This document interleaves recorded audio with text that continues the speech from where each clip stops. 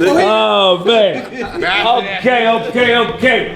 Y'all welcome to one-on-one with U Street TV, but this is called 1-3. It's a 1-3 zone we playing right here.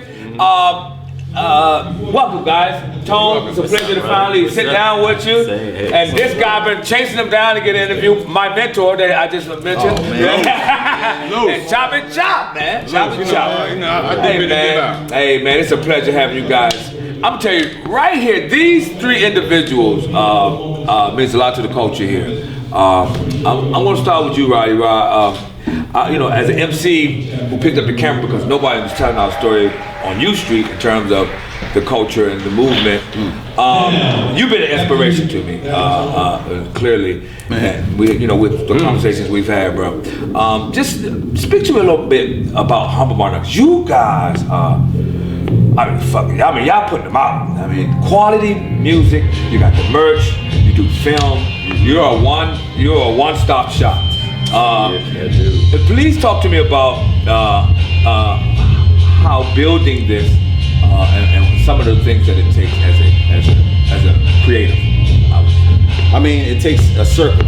Like I'm not doing this just on no wheel alone. Like I got a circle of friends, all of us here. Yeah. We and with Camber, Gadget, all the usual suspects that you see it on, like that we do. We all pushing this together. Right. And when we started it was basically like, look, we need to have an avenue to put our stuff out on. Right. And I had Humble Monarch for my production. That was my production name, and I was going by that when I did the video stuff. And when we started doing stuff with Kev Brown and started getting those videos out, then that's when it turned into like a unit. Got you. Okay. So you said you were doing the in-house, and then I guess you got some clients, or you just working together? Just working together. Okay. Like we needed an avenue, and I had an idea of what the avenue was, and we executed. Yeah, you definitely executed. Yeah. I think that's important, man. When you mentioned the circle, the team, any movement, really, I started out this solo dolo, but my business didn't really pick up until I hired somebody. Right. Which is RBI from Collective Conscious Media, and that recipe is important to movement and success. Right. But you was also an artist too. You put out music. Let's talk a little bit about that, man. So I was the DJ and producer for a group called Mass Pipe.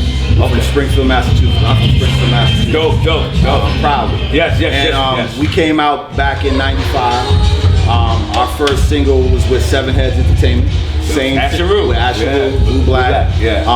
And we put out a record then. And then we followed it up with our second album, which was called Static, that came out on ABB Records out of California. Wow. And we got a cult classic of followings, but that's my origin. That's where it came from. I was doing all the beats, and I was the DJ of the group.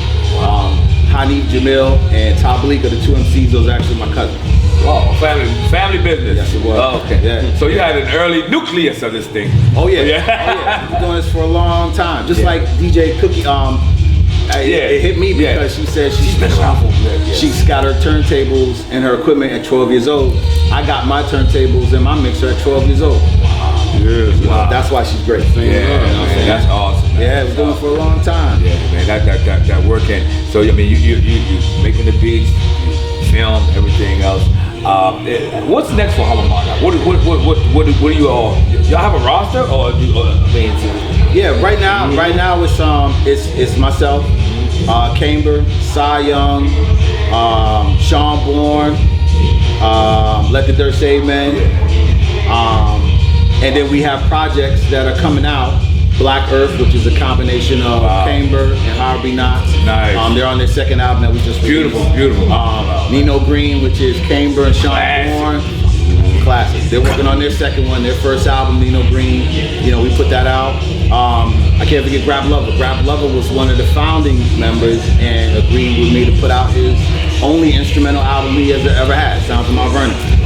Pick up the Grab Lover. That's my brother. And my joint coming up soon. Yes, sir. Yes. Me and Chop got Built Brothers. And we've been starting this project. I've been doing music with Chop for over 15 years. Wow. And we lived in the same county, so we used to always do beats and stuff, and that's how we kind of started that too. That's beautiful. That built in It's a built trip. Yeah, man. That's kind of how we love that merch. My brother T-Tone Jones, we've been DJing for over 15 years in the city. And the co-creators of what the DC Loves Dilla series was. We actually started that at the Science Club. DJ Quartermain, which I can't forget. John Lane, big up to John Lane as well. But that was the first. Big up Tislam out of Baltimore, came with the Connect with Miss Yancy. We've been doing stuff for a long time, man. I don't care where you came from. Well, that's good, important for you. But you putting your foot down here. You understand? I'm saying you building here with the culture. You know, one thing I like about DJ Roddy Rod is like you're approachable in terms of you're straightforward to me. I mean that's how I look at it. And I always wanted, like I said, sit down and talk to you. But keep on, man. Keep on doing what you're doing. You guys are inspiration to many. They might not want to say it because they may be in competition, but I ain't competing with it. I'm building with it. We ain't competing, man. We having fun. Exactly. Right.